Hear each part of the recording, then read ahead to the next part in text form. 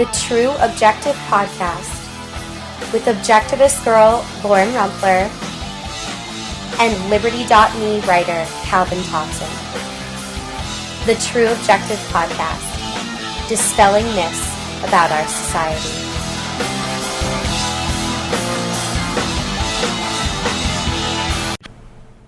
Hey guys, and welcome to another episode and the series finale for the President series here on the True Objective Podcast. Tonight we are doing the worst 13 presidents in all of U.S. history. Are you excited, Calvin? Thrilled. Can you tell it in my voice? We get to be so mean this episode, and we are so excited because these men deserve to be bashed, publicly humiliated. So, Calvin, do you want to tell us who is lucky number 13? All right, well, 13 and 12 are a bit of a toss-up, simply because both of these presidents contributed immensely to the modern police state, just in different ways. Ooh. So for number 13, we have Richard Nixon. He did do a couple of good things. He's the one who proposed the plan to get the United States out of Vietnam. Let's see. He That's good. Issued the Nixon Doctrine, which said that individual nations would bear a larger responsibility for their own security. Let's see. He proposed the ceasefire peace plan for Indochina, and he signed the Paris Peace Accords. But he also created a war, the drug war that we in the Liberty Movement are so fond of talking about.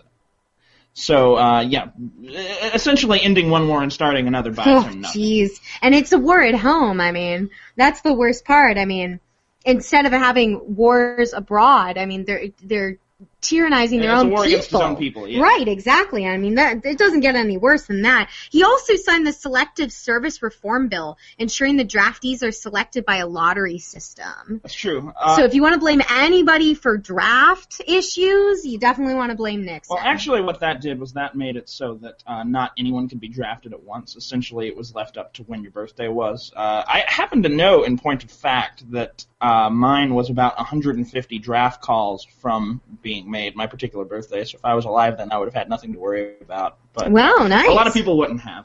Nice. Let's see. He also approved a plan for interagency committee on intelligence to conduct operations against domestic terrorists. And by domestic terrorist, he mostly meant drug addicts. Yeah. Today, domestic terrorists would be the libertarians. Anybody that wants to get the state to be any smaller as a domestic terrorist. So he also issued an executive order which ended the occupational and parental deferments for the draft. So, that's never good. And so basically you can't get out of service for your occupation. For adding value to society aside from his meat shield, yes. So, no good. He also signed the Occupational Health and Safety Act of 1970, which gave the Secretary of Labor the responsibility of setting workplace safety standards in the United States. So all those ridiculous health codes, Nixon. Of similar note, he passed the Clean Air Bill, which made car manufacturers reduce certain pollutants by up to 90%. Ugh. And wage price control bill was his as well. That basically gave him authority to impose restraints on wages, prices, salaries, and rents for a certain period of time. Yeah. So he also ordered the mining and bombing of military targets in North Vietnam. Yeah, he might have ended the war, but he did also perpetuate it for a spell. So yeah, there's that. And, of course, the Watergate scandal. Who can forget that? And he extended the power of Environmental Protection Agency to regulate pesticides. Didn't he also freeze prices for a certain amount of time? Yeah, he did for 60 days. Mm-hmm. With the exception of raw agricultural products, of course. And then in addition to framing the Watergate scandal, he also lied about it. Oh, God, right? Did he lie? And that leads to our fun fact about Nixon. Right. Nixon was the first and, to date, only president to resign from office. But hopefully he won't be the last one. Yeah, no kidding. I right. wish they'd all just resign and give up. That'd be great. So number 12, again, ranked right up there with Nixon for creating the military and police state in another way, is the conservatives' favorite son, Ronald Reagan. Oh, yeah, Ronald Reagan. So I'd like to say about Reagan, for all his pro-liberty rhetoric, his actions didn't really stand up to anything, and yet that's all you hear about from certain facets of the paleo-conservative right is, didn't Reagan have all these wonderful ideas? Well, yeah, but they were just ideas. Exactly. They never made it as far as policy. Yeah, there are still a lot of libertarians and especially minarchists out there that really, really herald Reagan. They think he's amazing, and they're totally wrong. Right, they're objectively wrong. And you've heard it here on the True Objective podcast. It means it must be true. So Ronald Reagan, he did suggest lowering domestic spending, but he didn't actually do it. He did cut funding for 200 federal employee programs, though. And so he also lifted a grain embargo that was imposed on the Soviet Union. You find throughout the end of the Cold War period, a lot of embargoes were very slowly lifted. But the fact that they ever were in place in the first place is just a disaster of foreign policy. The way you get countries to embrace liberty is by showing them what freedom is like, and the only way you can do that is by trading with them. Yeah, destroying free trade is never going to be beneficial to any country. A lot of Americans will try and push the idea that we shouldn't be importing things because we should be supporting American business. It's actually not beneficial to Americans to support just American businesses. At least not just because it's simply American. Economics. If it's a business worthy of support on its own merit, then that's all fine and good. But there's no reason to support American businesses just because they happen to be within our arbitrary geographic. That, and if you study economics and the math behind it, the math doesn't even swing in favor of just supporting your own country's business. Mm-hmm. It actually ends up hurting you financially as a country. Right. So even though we shouldn't be a country, but we're not going to go into that right now. So he also signed tax cuts into law, so that was good. He also declared that he would not deploy intermediate-range nuclear missiles in Europe if the Soviet Union agreed to dismantle similar weapons already in place. I don't know that you can get props for promising not to nuke people. No, we've gone over that. And let's see, what else did he do? He advocated for less federal spending and returning policy decisions to the states. Well, the problem with his advocating for federal spending is that no matter how much he threatened to cut on the domestic side, he spent so much more on our defense program that it essentially negated the effect. So some of the largest spending increases in this nation's history were under Reagan's watch, simply because his strategy for defeating the Soviet Union was to outspend them. But didn't he freeze domestic spending? I'm talking about military spending. Oh, right. Yeah. Fair enough. He also urged development of the Strategic Defense Initiative to create a high-technology anti-ballistic missile shield to protect the United States from nuclear attack. Because, protecting the United States from nuclear attack wouldn't be, would be definitely more helpful than trying to disincentivize actually attacking us by, not being jerks to other countries and getting involved in their affairs. But, or we could just build a shield. That'll work. Spend taxpayer money on a shield. It's true. And he also signed the Gramm-Rudman Deficit Reduction Bill. What did that do? The Gramm-Rudman Deficit Reduction Bill, it reduced the deficit. Oh. Yeah. That would make sense. So, there you go. Okay. Let's see. He signed into law a 5-cent per gallon gasoline tax increase nationally. Ooh. Let's see. He created a trade embargo against Nicaragua. Nicaragua, of all places. I know. What's he got against Nicaragua? And he called for an increase in military outlays and bases and that sort of thing. What's your fun fact for... him? He was the oldest person to ever serve as president. He did look it, too. He looked like a walking fossil when he got into office. I know, when he was out, he about looked like a corpse. But that's neither here nor there. They all look old when they get out of office. It's like they give them a nice paint job. Because I know that they're not working that hard. I guess manipulation's a lot of hard work. I was about to say. Yeah, being that type of psychopath is actually fairly strenuous. But that's true. Speaking of psychopaths, number 11 is Lyndon B. Johnson. Oh, yeah, that guy was a psychopath. Okay, so he passed the 24th Amendment banning the poll tax in federal elections, so that was good. And the Civil Rights Act of 1964, which was a landmark piece of civil rights legislation in the United States. Well, that wasn't really to his credit as much as that was they would be dealing with some major political repercussions if that wasn't passed. Yeah, I think he was pretty much forced into that situation. That was kind of an Overton window. But it did outlaw discrimination based on race, color, religion, sex, or national origin, so that's good. Well, thank God that worked, and we haven't had any discrimination of that sort since. That is so true. I love the sarcasm. So he did say in an Akron University speech that we'll not be sending young boys thousands of miles away to do what Asian boys should be doing for themselves. And unfortunately, the fact that he said that didn't prevent him from doing it. I know, right? So, liar. So add that to his bad list.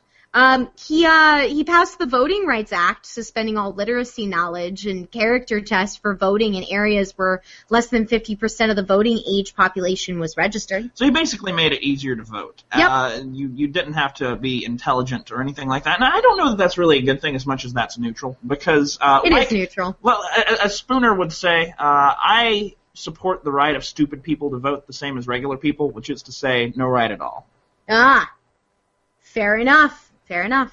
For all the good it did us, he also passed the Miranda rights. So we got those going. For all the good it does us. So the bad stuff. What do we got? The war on poverty, for one thing. That's the unofficial name for a whole packet of legislation he introduced. Basically, it was proposed in response to a national poverty rate of around 19%. It established the Office of Economic Opportunity to basically administer the local application of federal funds targeted against poverty. Oh, man. That's awful. He also bombed North Korea. And signed Medicare into law. Ugh. And created the Department of Housing and Urban Development. Yeah, and he passed the Gulf of Tonkin resolution, allowing him to repeal any army attacks on Vietnam. Yeah, did more or less drag us into the Vietnam War. He did. But fun fact. He rode to his second inauguration in a bulletproof limousine. That's kind of par for the course now with how ridiculous presidential security has gotten. But you have to remember, there was a time when that was actually out of the ordinary. I mean, we'll get to this later, but like Abraham Lincoln, for instance, only had one bodyguard. And before then, it wasn't even really heard of. Yep. So what do we got for number 10? Harry Truman. Now, did he do anything good? He did. He vetoed the International Security Act, which required communists to register with the government. Ooh. But what I will say about Harry Truman is Truman has changed the world in ways that we don't even comprehend yet. And the reason for that is because he authorized the nuclear bombing of Hiroshima and Nagasaki. Yeah. And that will come back to haunt us in the future at some point. It's really only a matter of time. It will. And I've got to argue with the good fact. I don't think having communists register with the government is necessarily a good thing. No, it didn't allow them to do that. He vetoed that. It would have. Oh, he vetoed it. Right. Okay, that's good. Yeah, that's not good. We don't want. We don't want people. McCarthy era, remember. We don't want to give the government another reason to attack poor innocent citizens. That's true. Just for their ideas. Mm-hmm. So he also created the Federal Employee Loyalty Program via an executive order. So he incentivized federal jobs, which are, I mean, if you look at any economic chart, it's just federal jobs just don't work. They're not lasting. They don't create a sustainable economy for any country. It's just not helpful. Federal employment is not a good thing. He passed the National Security Act, which created the National Security Council, the CIA, the DoD, and the National Securities Resources Board. Oh, yeah, that was helpful. Thanks for the CIA, jerk. He also passed the European Recovery Program, known as the Marshall Plan. And he asked for legislation on housing, civil rights, and price controls. Oh, yeah. Oh, and he proposed the Fair Deal, which extended Social Security benefits, increased the minimum wage, which is not good.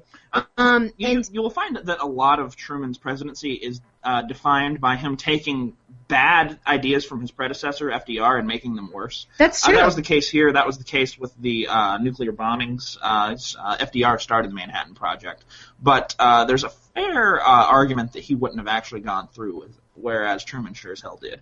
Yeah, and he ordered American group forces stationed in Japan to Korea. So he, not only had forces in Japan, but he ordered them to Korea. So that's helpful. Yep. And he imposed wage and price controls during a quote-unquote national emergency. And he signed an executive order which directed the Secretary of Commerce to seize steel mills in order to prevent a strike by the workers. Luckily, the Supreme Court declared the seizure unconstitutional, but not from lack of trying on his part. Jeez. And he detonated the first hydrogen bomb. If you thought nuclear bombs were bad, hydrogen bombs are worse. They actually explode the air. That's terrifying. Mm-hmm. That's absolutely terrifying. Maybe we should do a show on bombs next. We'll see. You want to tell us about the Truman Doctrine, Lauren? Oh, yeah. So the Truman Doctrine, with the Truman Doctrine, President Truman established the United States would provide political, military, and economic assistance to all democratic nations under threat from external or internal authoritarian forces, which basically forced us into pretty much any conflict that went on in the world. The Truman Doctrine effectively reoriented U.S. foreign policy away from its usual stance of withdrawal from regional conflicts not directly involving the United States to one of possible intervention in faraway conflicts. So, yep. And the federal employee. Oh yeah, we went over that. The federal employee loyalty program, not helpful. It's true. We could go on all day about Truman. Oh yeah. But we probably need to move on. Suffice it to say, Korean War and atomic bombs. Basically his doing. Yeah, and fun fact, he started The Buck Stops Here. So, but he also did not attend college. Huh. That's interesting. Yeah. And the 22nd Amendment did not apply to Truman, though it was ratified during his presidency. Interesting. Yep. Okay. Number 9. Who do we have? Oh, William McKinley. So good things. He did sign an armistice with Spain. He approved voting machines, but left their use up to the discretion of the states. So you respect the 10th Amendment, at least in that way. And he signed the Gold Standard Act, putting the U.S. on the gold standard, which I think is a huge credit to him. But, he did blockade Northern Korea, passed the voluntary... Northern Cuba, you're right, I'm sorry. He passed the Volunteer Army Act, which authorized the organization of the first volunteer cavalry, or Rough Riders, under the command of the government. That's actually how Teddy Roosevelt got famous, by the way. Oh, really? Yep. What else did he do? Well, Teddy did just about every damn thing. That's why I said that the criteria included only things that happened during the presidency, because if we did all the stuff that Teddy Roosevelt did in his off time, he was really kind of a badass. Rough Riders. Yep. Let's see. But the problem with McKinley is he got us involved in conflicts with Spain all over the world. There was the Philippine insurgency. Yeah. Invaded Puerto Rico. Mm-hmm. Let's see. He also not really good or bad. I guess bad in the sense that it was more or less paid for by the United States. He was responsible for the Panama Canal. Yeah, he spent American dollars to build the Panama Canal, which had no benefit to Americans. So, he just takes his international trade, but I guess. It came from the wrong source financially. It really did. And don't forget, he declared war on Spain, so that's fun. Fun fact, he was the last veteran of the Civil War to serve as president, and the first president to appear extensively on film. And it was supposedly an anarchist that shot McKinley. But, the victors get to write history. Well, not only that, but so some of our listeners do need to remember that there are different types of different schools of anarchists. That might not line up with us on terribly much material. It might have been one of them they're communists. Right? Indeed. Indeed. All right, number 8. Who do we have? Jimmy Carter. You want to tell me about some of this good stuff? Well, as my dad used to say, Jimmy Carter never met a dictator he didn't like. Let's see. To his credit, he did deregulate natural gas prices in a shortage. It was called the Natural Gas Act. And he granted full diplomatic status to the People's Republic of China. So what I said before about liberating nations by exposing them to what freedom actually is, or the closest we've got, that is the way to peace, not by trade embargoes and sanctions and things like that. As far as the bad, though, as some of our older listeners may well recall, there was double-digit inflation under his watch. And he asked for price controls from the national legislature. Nixon did that too, but they'd been burned out by that point. So unlike with Nixon, Carter didn't actually get any.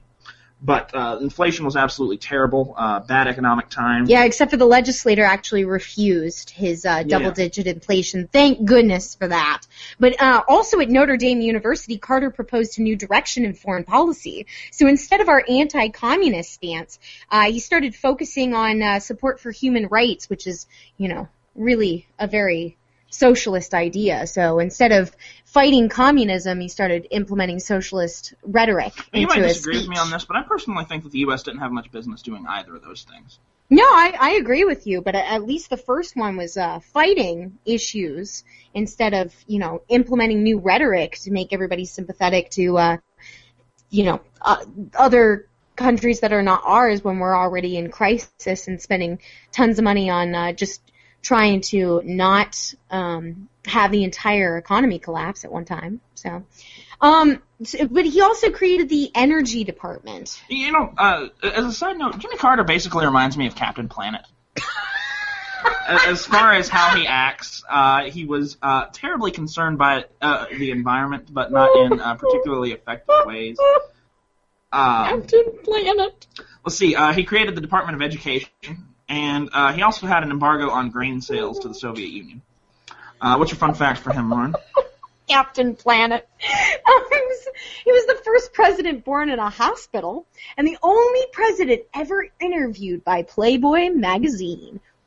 I'd actually like to read that interview. That sounds like it could be completely retarded, but I'm curious to know what kind of questions Playboy would ask him. Ayn Rand's was pretty good. She was interviewed by Playboy. Yeah, I actually have read that one. That was great interview, an enlightening read, to say the least. Yes. So, number 7 was Andrew Johnson. Good thing he did veto the first Reconstruction Act, which set up 5 military districts in the South, each under a military commander appointed by the president. Unfortunately, his veto was overridden. So after the Civil War, when Lincoln died, Lincoln actually wanted to have sort of a soft approach to reconstructing the South and reintegrating it with the Union. But then he died, and Johnson had a much harder approach. So you could argue... I disagree with the soft approach, but we'll talk about that later. Okay. All right. Well, softer, I guess, would be the key word here. I don't think anybody could have been... Yeah. But then the whole notion of forcing territories to rejoin the Union is kind of appalling anyway. Mm-hmm. Let's see. He also appointed governors to a whole number of states, including Georgia, Texas, Alabama, South Carolina, and Florida. And he did this to control the South. Let's see. He vetoed the Civil Rights Act, which was overridden, and vetoed the Tenure of Office Act, which prohibited him from removing cabinet officers without the Senate's approval. Yeah. Fun fact. Congress overrode 15 of Johnson's 29 vetoes of legislation, the most overrides of any president. Unlike a lot of the really terrible presidents on this list, Johnson wasn't actually liked that much in his time. You find most of these in other presidents' lists are lauded as some of the best. I think it's a travesty that they are.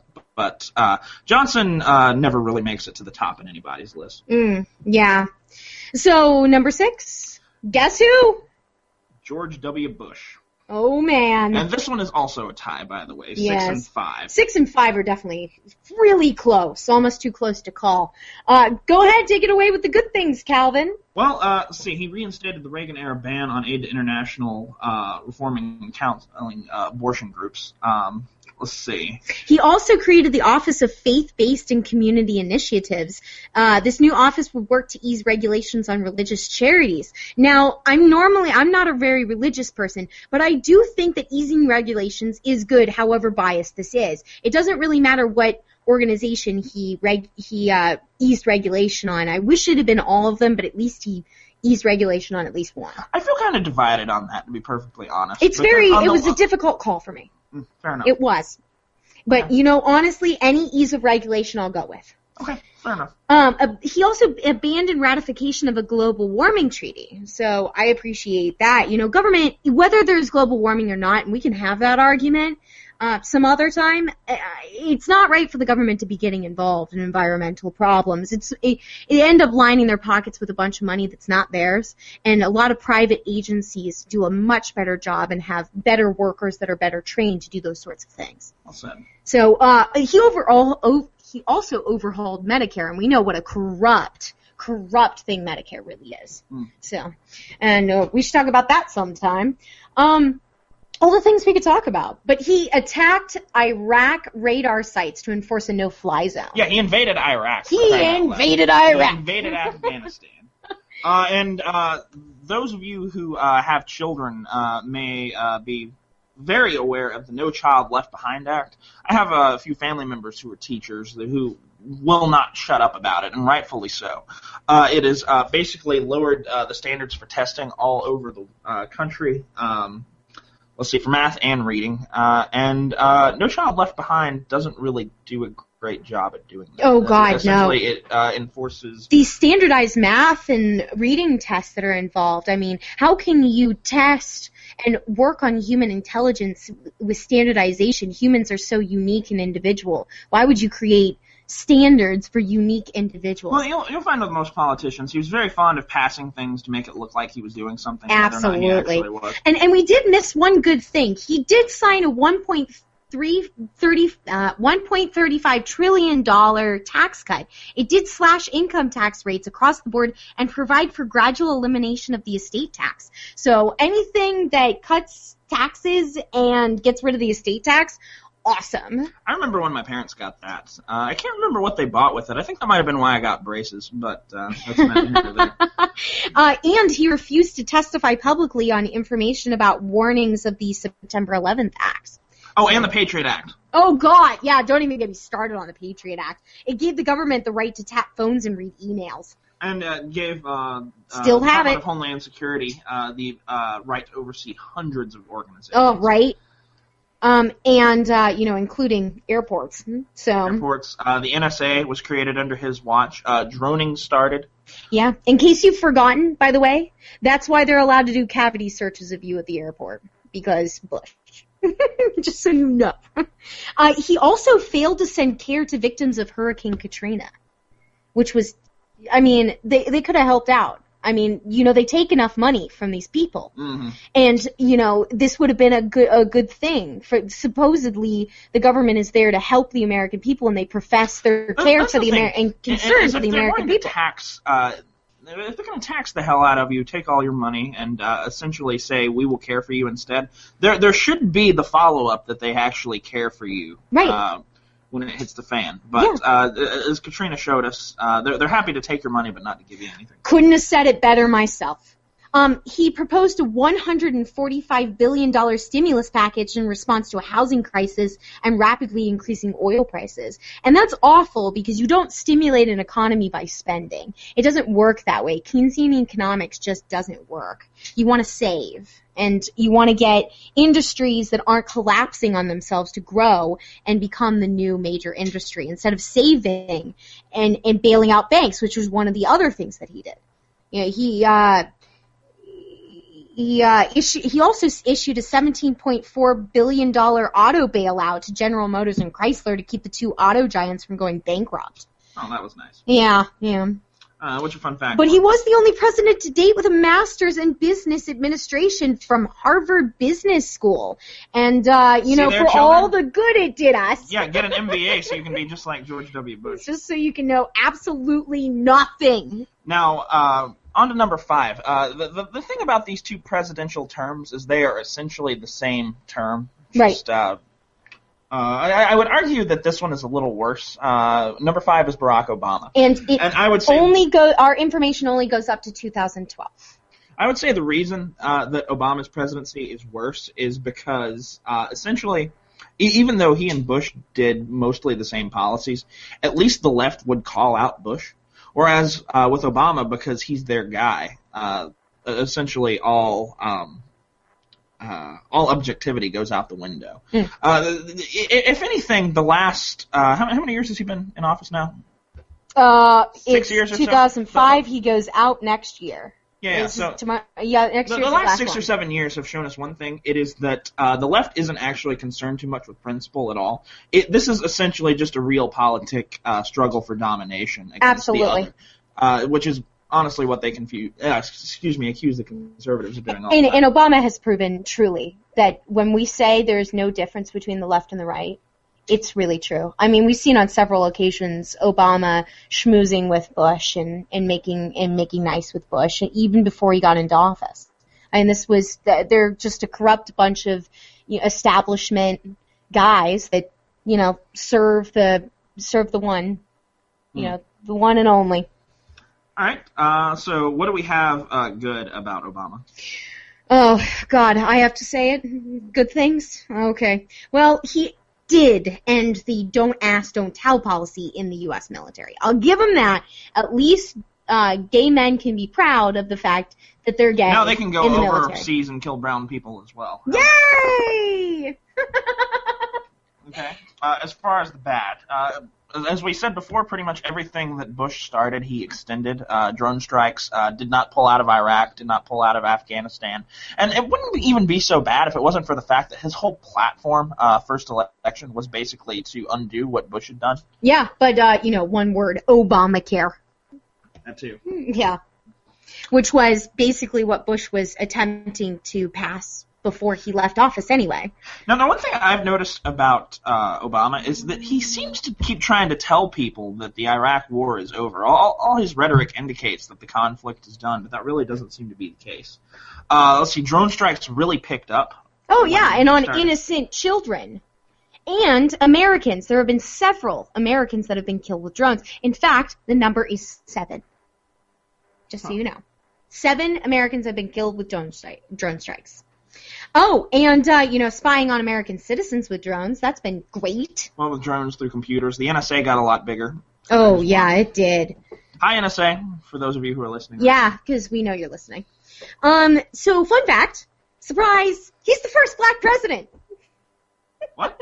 He's the first black president. Really? Yeah, really. You didn't know that? No, we didn't get to hear it for Lauren. 2 years. 2 years. After he became president. That's all people talked about. Okay, so who do we have next? Oh, Teddy Roosevelt. Okay, the good stuff. He was a badass, as we covered before. You must have added that, because I did. never remember putting that. Well, it's true. He's a badass. He was with the Rough Riders. He was shot in the middle of one of his speeches and actually kept going and finished it before he got medical attention. That's kind of awesome. It's okay, guys. I got this. It's kind of awesome. That is kind of awesome. Oh, that's really cool. He went on big game hunts all over the world and killed lots of, bears and lions and whatnot. Let's see. He went to the Amazon, and actually it was his account of piranhas that first made them popular. Sorry for any PETA listeners, but we enjoy hunting here on the True Objective podcast. If you haven't taken a look at our fancy photo, we obviously clearly like weapons here. So we like weapons and we like shooting animals, defenseless or otherwise, because heavens, they're tasty. Yeah, they are.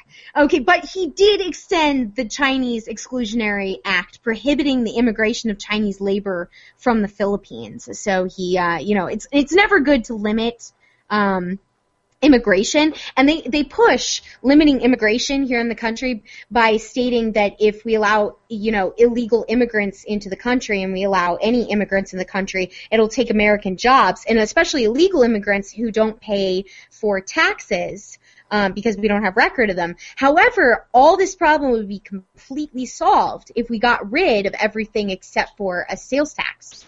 Then nobody would have to sign up legally or otherwise, because every time you bought a good, you were paying for the government. But then again, taxes are just stupid anyway. But at least I'd go with small sales tax and be happy with it for a little while.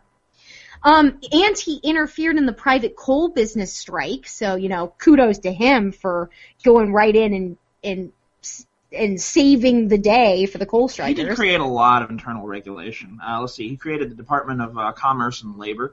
Yeah. He ordered the dissolution of Northern Securities, which was a private company. Let's see, he established the National Forest Service.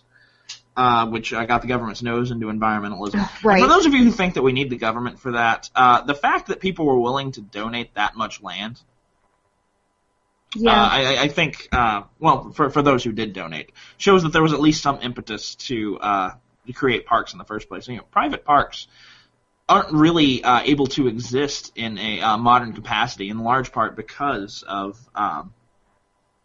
competition for the public sector, quite frankly. Exactly. Let's see. He signed the Meat Inspection Act and the Pure Food and Drug Act, which I'm going to say, as far as all the regulations he signed, that one was probably the least bad, just because the meat industry really didn't have any private oversight at the time. Now, I would argue that that's something that would have evolved naturally when whistleblowers started to tell everybody how terrible the meat and canning industry was. Especially after that book was written. The Jungle? The Jungle. Yeah. Yes. Thank you. I couldn't remember the name. But when the government passed that sort of regulation, it basically stinted any private impetus to do so. The Jungle was actually the reason he passed it. Mm-hmm. It was the Jungle was basically calling out the government on not checking that, when actually a private industry really should have arisen from that. If they'd given them more time, I really truly think it would have come out. Internal regulation is something that guilds have been doing for hundreds, if not thousands of years. There's no reason to think that they couldn't do it in the modern age. Exactly. He also sent a naval ship around the world to emphasize America's naval strength. Thanks for spending money on, making us look powerful. Appreciate. He also passed child labor laws, making it impossible for children to work, even if they wanted to. He established the National Commission for Conservation of Natural Resources. So, God, this guy's really into the planet. He's kind of Captain Planet over here. I don't know. He's too hardcore to be Captain Planet. Yeah, that's true. So, fun fact, he had the first trip abroad by any sitting American president. That's commonplace nowadays, but you gotta remember, with transportation being what it was back then, ship was about the only way you could do it. And exactly. So it was usually too much of a vacation from the administration for any president to see it as worth their while. Okay, guys, we have entered top 3 before we have the big argument of top 1 and 2, because Calvin and I can't agree on 1 and 2.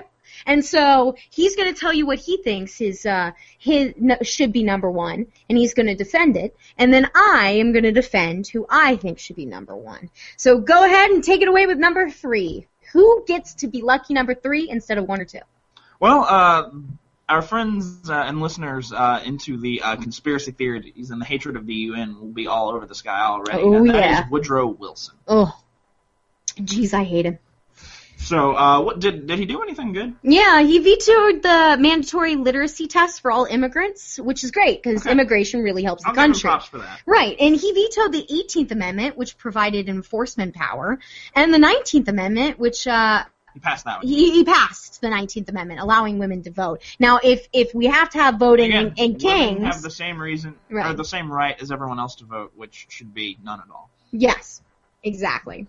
Okay, so bad things. Yeah, he signed the Federal Reserve Act into law, creating a central bank. So, screw this guy. There's been a series of central banks for pretty much as long as this nation's history, but the most recent incarnation is Woodrow Wilson's baby. Let's see. He established the Federal Trade Commission to regulate business conglomeration. Yay. And he launched a minor, they call it an expedition, but it was really an invasion into Mexico to capture Pancho Villa and his bandit force. Pancho Villa was basically just a bandit who rode into American town and shot a few people. And Wilson responded by sending in the full freaking military. Sounded like you didn't want the cowboy days to be over just yet. Pretty much. He also landed U.S. Marines in the Dominican Republic to restore political stability, quote unquote, and he established the National Park Service. Oh, and don't forget, he declared war against Germany. Yeah, World War I. Yeah, thanks for that. We didn't even need to be involved in that. It's not like it involved the United States at all. It didn't. We're in a separate continent, and essentially... it's interesting. Not only did World War I start, or rather, not only did he enter into World War I, but there was also sort of a mass series of government programs to make people not entirely hostile to the idea. Was it the Lusitania sunk for that? It was. Exactly. No, that wasn't something that they did as much as the Lusitania was a British ship with Americans on it. Yeah, tell them the story, Calvin. It's a good story. Oh, it's been a while. I forget the details. But essentially, American weapons were being shipped on the Lusitania. A few Americans were on board, and the Germans said, we will sink any ships that bring supplies into Britain. And they held true to their word. Yeah, the American government even allowed it to be published in the newspaper that, it was unlikely that the ship was going to be sunk. Well, it was there. I mean, it was common knowledge. And they still sent the ship in anyway because they wanted to make people less hostile to the idea of entering World War I. So that's a thing.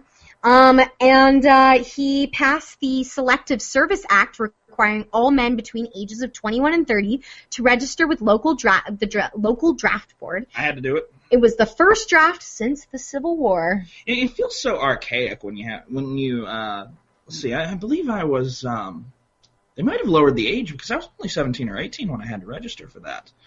But it just feels so archaic. I mean, we haven't had the draft in, 30-plus years, and that's still something that you have to sign up for. It just feels odd, I suppose. Yeah. And are the Sedition Acts still in effect, by the way? I'm pretty sure. Oh, wow. Then we better be careful, because it makes it legal to ban publications deemed subversive. Wait, no, I don't think they are. Oh, that's good. I'm glad, because we are definitely subversive and call for penalties, and we deserve penalties for being critics of the government and their war efforts. Let's see. And there was the Red Scare of 1919. Oh, God. Where the Department of Justice deported foreign radicals to Russia. And you took away our drinking.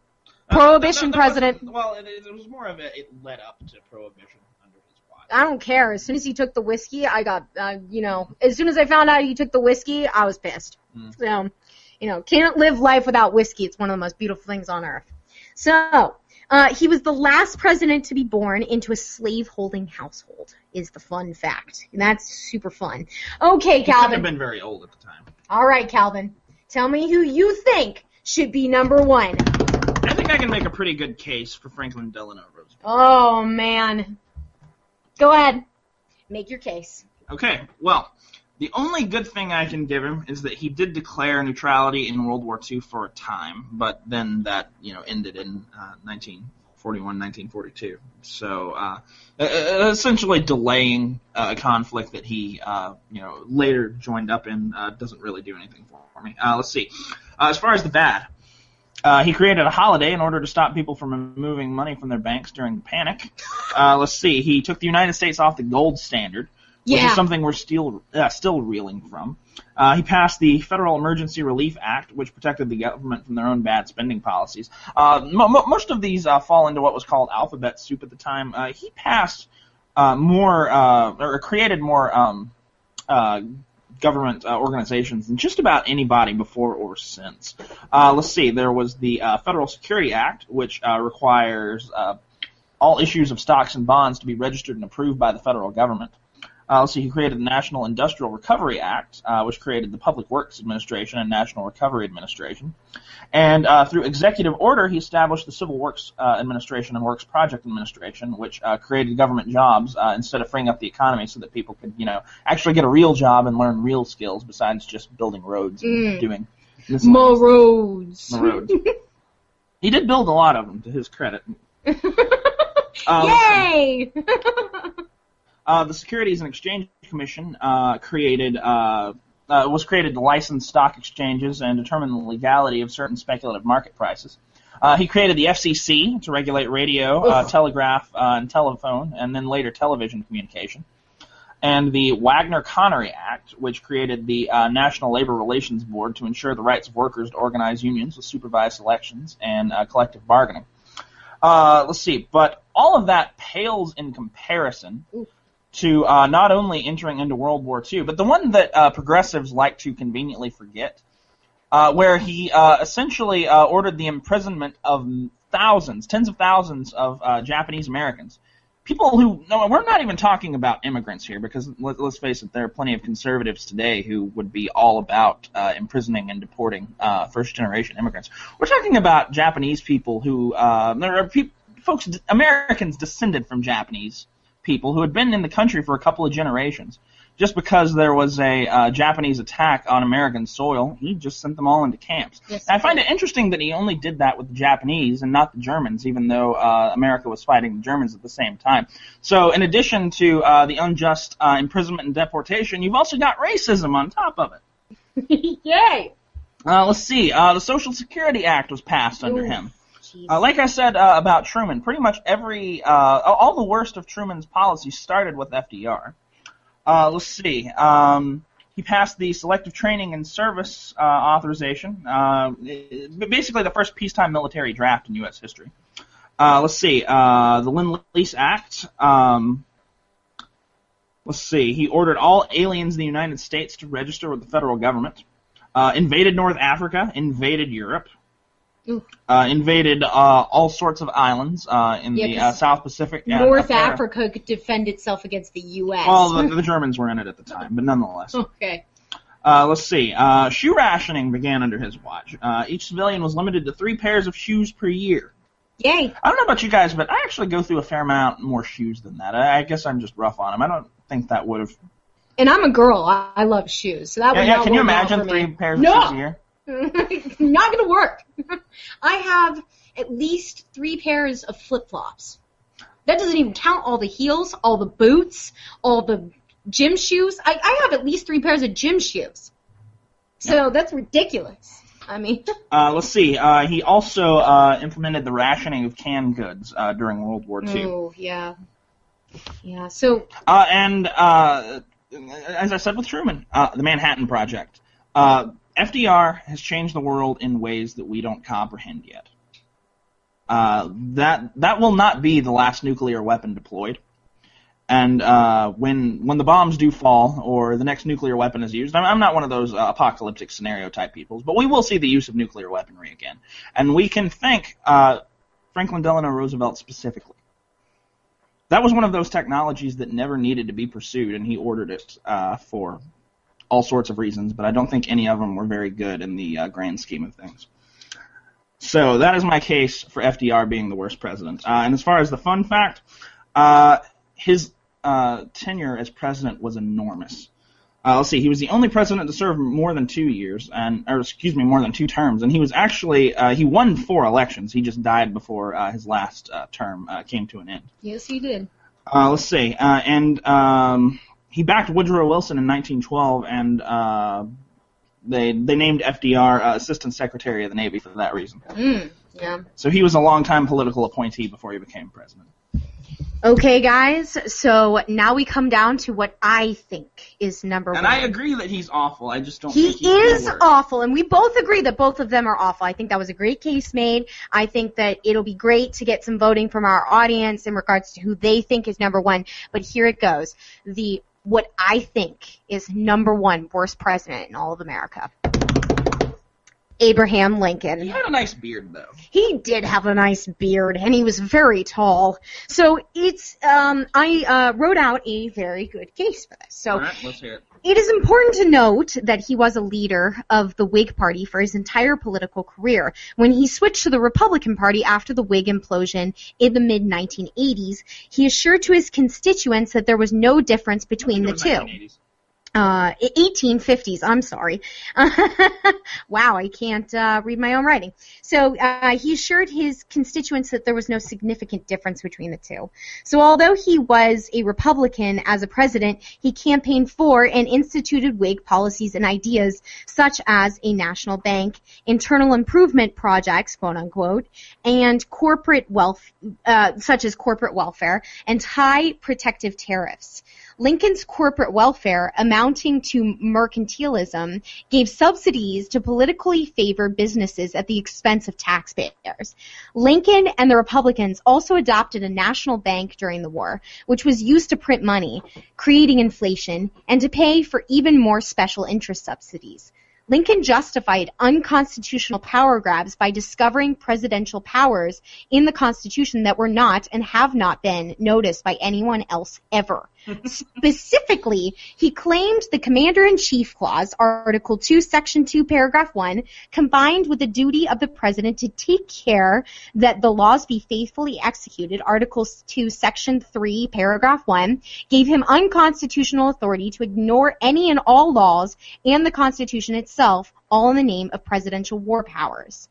There was a great deal of sympathy in the North for allowing the South to peacefully secede so as to disassociate themselves from slave owners. There was also much opposition to using military force to compel the South to remain. To crack down on political opposition, Lincoln suspended the right of habeas corpus.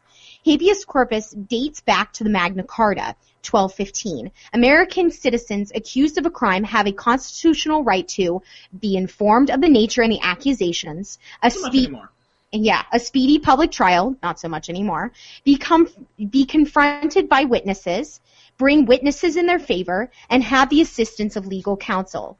Lincoln suspended these rights the month after being sworn into office and ordered the military to enforce his suspension of them, which remained in effect for the entirety of Lincoln's administration. After thousands of unlawful arrests have been made, Supreme Court Chief Justice Roger B. Taney issued an option stating that the president had no lawful authority to do so. Lincoln simply ignored the Supreme Court and declared martial law. Arrests continued through the North and were expanded to include arrests for anyone for discouraging voluntary enlistments in the Army, participating in any quote-unquote disloyal practice, quote-unquote disloyalty, broadly defined as disagreeing with Lincoln's war policies, being a nosy secessionist, selling Confederate trinkets, hurrahing for Jeff Davis. Any Episcopal minister in Alexandria, Virginia, was arrested for omitting a prayer to the POTUS, in his church services as required by Lincoln's administration. A New Orleans man was executed by General Benjamin Butler for merely taking down a U.S. flag. For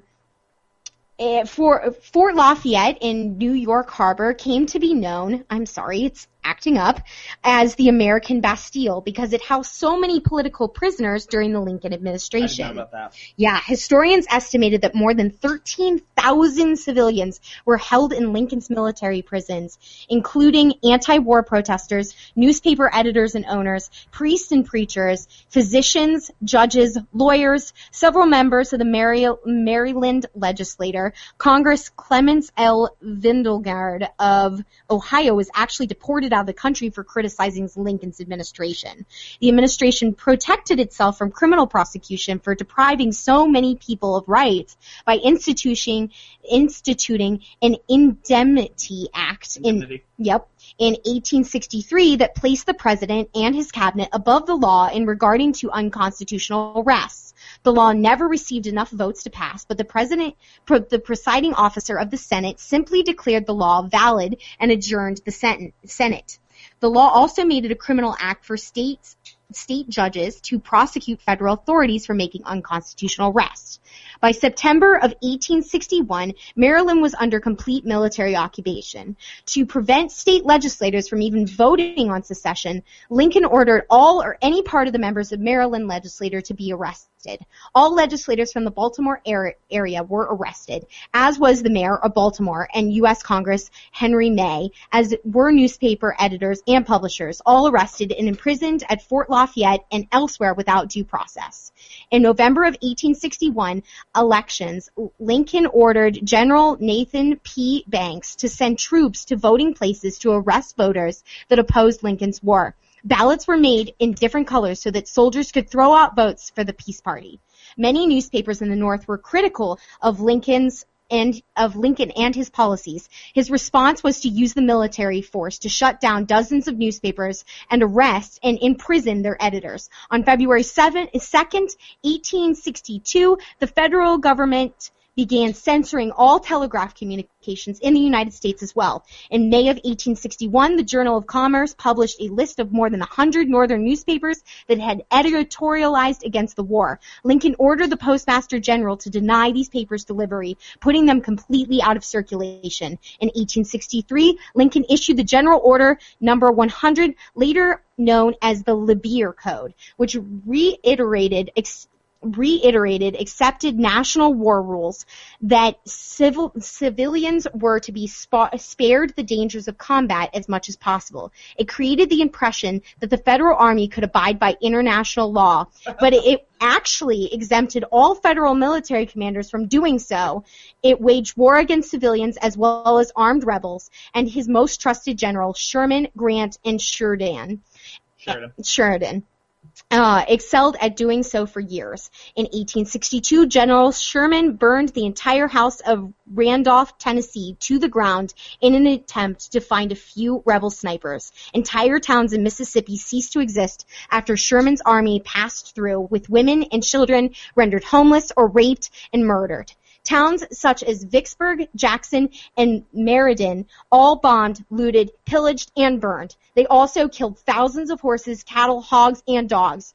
The objective was to totally destroy the South economy and starve out the population as much as possible. And that is my case against Lincoln. Well, damn, girl, if I'd have known you were bringing a dissertation, I would have brought one of my own. But let me ask you this. How many people did you say Lincoln threw into prison? I believe it was 13,000. 13,000. Okay. FDR imprisoned at least 110 and as many as 120,000. So, bam. Okay. But what we will say is both of these presidents are evil. Terrible people. Not terrible. They are evil. Who wielded executive power like a kid who found his dad's gun. They did. They threw massive amounts of people in jail, waged wars above and beyond what any rational person would consider sensible. Essentially, they created the presidential office of today between the two of them, and their gross misuse of executive power. These two were the most evil men that have ever been in public office. Genghis Khan was up there, but at least in American office. In American public office. Anyway, that has been our entire United States President series. Calvin and I worked very, very hard on this, and we really hope that you enjoyed it. We're very excited for the next series. We're not sure what it'll be, but we hope to figure that out by midweek. And we will see you next Monday at 8 p.m. Eastern Standard Time. And remember, guys, knowledge is not for all men, but for those who seek it. So truly, keep seeking.